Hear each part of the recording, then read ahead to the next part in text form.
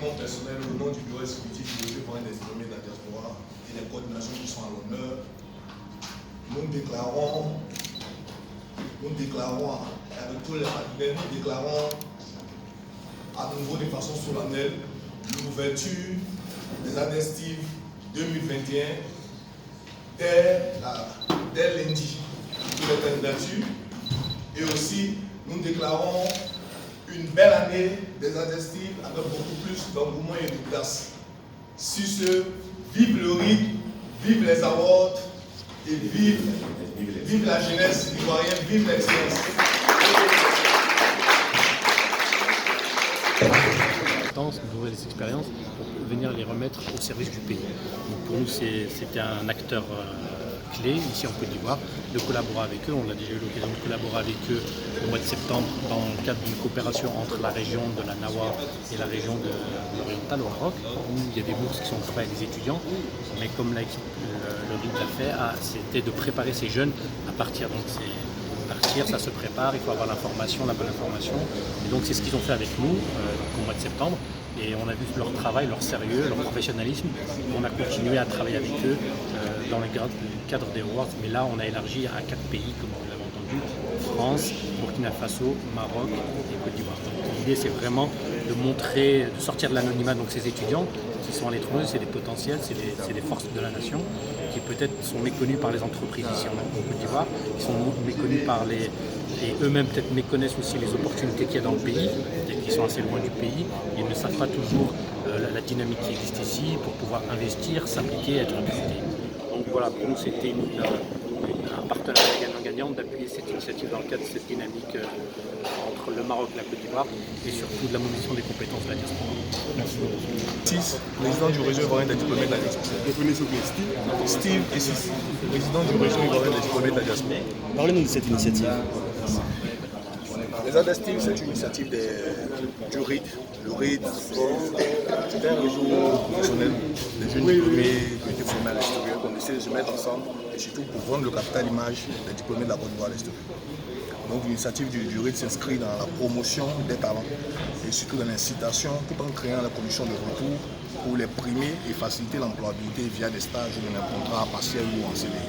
Parlez-nous de ce concours-là que vous avez lancé. Donc les awards, c'est un prix d'excellence qui permet de pouvoir révéler les talents ivoiriens dans tous les domaines, dans toutes les filières, que la filière soit la filière numérique, agro-pastorale, agriculture, les filières des sciences sociales, toutes les filières, même les filières d'aviation. Et il y a un comité de jury international qui est mis en place, qui réceptionne les candidatures, qui va délibérer, apporter le choix sur les 10 meilleurs profils de la diaspora. Alors, depuis 4 ans, nous sommes à la 4e édition aujourd'hui, on va dire, est-ce qu'on peut savoir le nombre d'étudiants à l'extérieur qui ont pu avoir du boulot en Côte d'Ivoire, on va dire ça comme ça? Est-ce qu'il y a une statistique qui est disponible? À notre niveau, nous travaillons de concert avec l'organisme gouvernemental qui est le ministère, ou bien la direction générale des voies de l'extérieur qui se bat depuis belle lurette pour pouvoir accompagner aussi l'initiative de la diaspora. Donc au niveau en termes d'employabilité, ce que nous faisons, dès